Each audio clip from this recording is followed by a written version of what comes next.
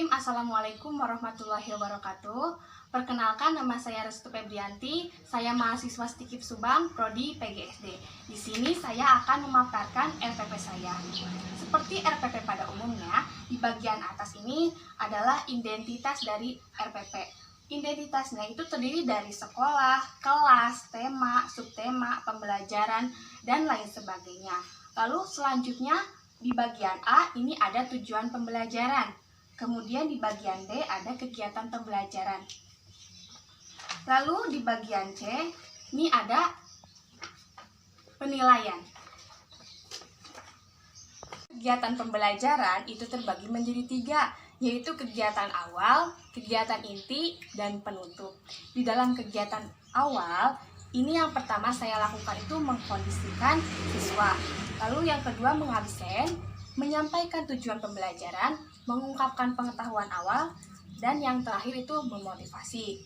Lalu selanjutnya di kegiatan inti, inti itu yang dilakukan adalah yang pertama menampilkan media, lalu menjelaskan cerita rakyat, selanjutnya menjelaskan mengenai mata pencaharian penduduk, dan yang terakhir adalah menjelaskan karakteristik fisik individu, serta mengerjakan tugas bagi siswa.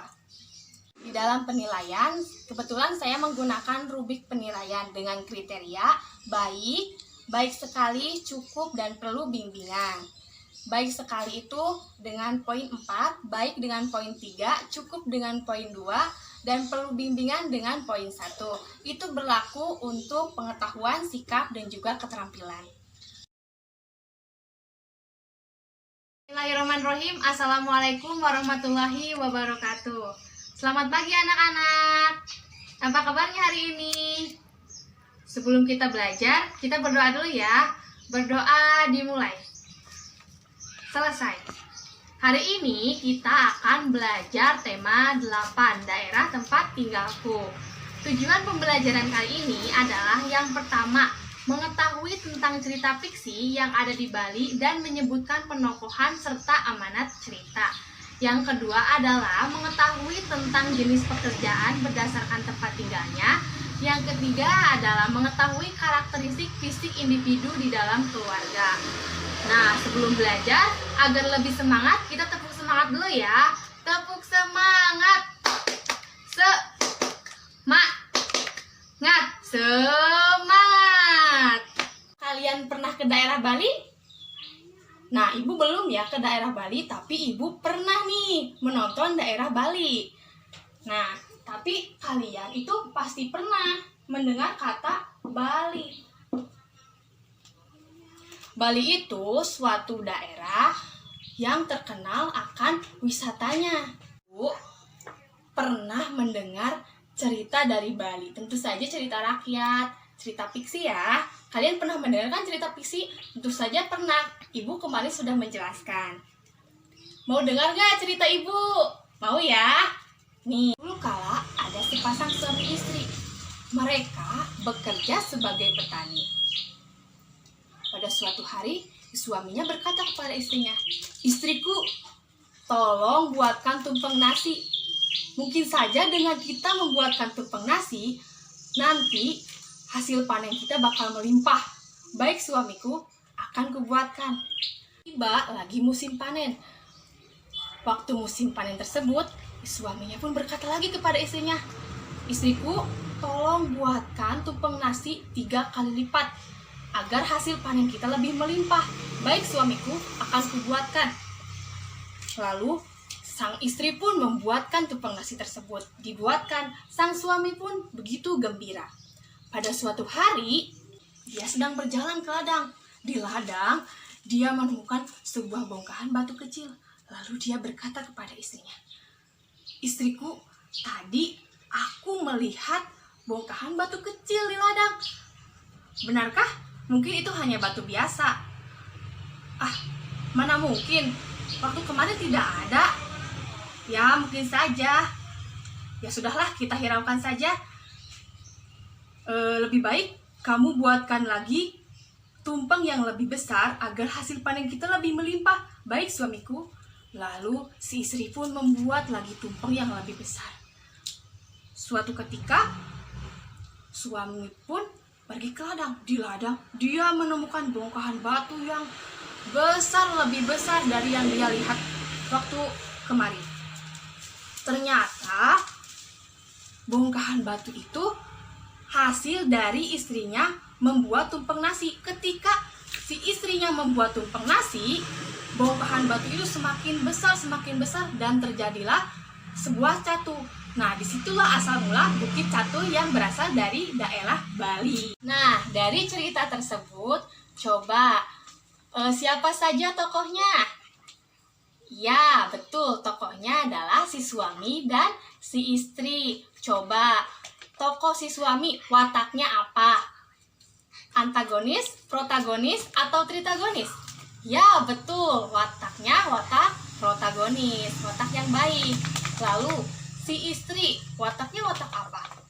Ya, betul, watak protagonis, watak yang baik. Seperti yang Ibu jelaskan kemarin ya, bahwa watak itu terbagi menjadi 3. Ada protagonis, antagonis, dan tritagonis. Kalau protagonis itu watak yang baik, antagonis itu watak yang jahat, dan tritagonis itu adalah sebagai penengah. Nah, sekarang cerita asal mula Bukit Catu tersebut kan berasal dari daerah Bali ya. Nah, daerah Bali ini biasanya identik dengan pantai. Nah, Ibu sekarang akan menjelaskan tentang mata pencaharian penduduk berdasarkan tempat tinggalnya. Mata pencaharian penduduk berdasarkan tempat tinggalnya itu dibagi menjadi 3. Ada daerah pantai, ada dataran rendah, dan juga dataran tinggi. Nah, daerah pantai sebagai gambar berikut ini.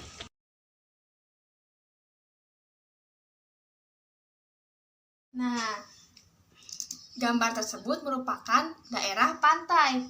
Daerah pantai itu biasanya bekerja sebagai petani tambak, sebagai petani garam, dan juga nelayan. Nah, kemudian yang kedua nih, ada dataran rendah. Coba lihat dulu gambar berikut.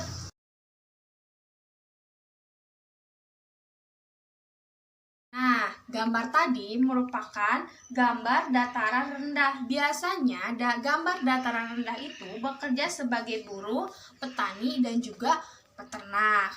Nah, kemudian yang ketiga adalah daerah dataran tinggi. Coba lihat dulu gambar berikut.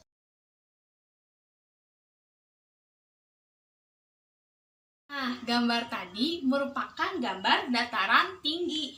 Biasanya bekerja sebagai pekerja perkebunan, kebun teh atau kebun kopi. Tahu nggak Ciater? Nah, itu merupakan perkebunan teh ya, karena di Ciater itu merupakan dataran yang tinggi. Nah, kemudian bisa peternakan juga dan lain sebagainya. Nah, tadi kan kita udah belajar tentang keragaman penduduk dan berdasarkan mata pencahariannya. Nah, ternyata Ayah Dayu itu bekerja sebagai petani teh. Nah, kira-kira Dayu itu tempat tinggalnya di mana? Ya, betul, Dayu itu bertempat tinggal di dataran tinggi. Nah, Ayah Dayu itu bekerja sebagai petani teh. Pada suatu malam, Dayu, ayahnya, ibunya, dan adiknya itu berkumpul di ruang tamu. Nah, ini dia keluarga Dayu. Coba kalian identifikasi karakteristik fisik dari keluarga Dayu. Coba ayahnya. Kita bisa lihat dulu ya, bahwa karakteristik fisik itu bisa dilihat dari warna kulit, jenis rambut, tinggi badan, dan berat badan. Coba kita identifikasi dulu ayahnya Dayu. Ayahnya Dayu warna kulitnya sawo matang ya. Warna kulitnya sawo matang, jenis rambutnya itu lurus dan berwarna hitam. Nah, tinggi badannya tentu saja lebih tinggi daripada ibu dan Dayu serta adiknya. Berat badan tentu saja lebih berat daripada ibu, Dayu, dan adiknya. Lalu selanjutnya nih, ibunya Dayu. Ibunya Dayu ini mempunyai warna kulit yang sama, sawo matang ya. Sawo matang, dan dia mempunyai rambut yang berwarna pirang serta lurus. Nah, tinggi badannya Ibu Dayu lebih tinggi daripada Dayu dan adiknya, tetapi Ibu Dayu itu lebih pendek daripada Ayah Dayu. Nah, untuk berat badan, tentu saja Ibu Dayu ini lebih berat daripada Dayu dan adiknya. Tetapi Ibu Dayu ini mungkin saja ukuran badannya lebih berat daripada ayahnya, atau ayahnya lebih berat daripada Ibu Dayu. Nah, Ibu nih punya tugas buat kalian ya. Tugas tentang cerita dari Bali, tentang karakteristik fisik, dan juga tentang mata pencaharian penduduk ya. Ini ada tugas.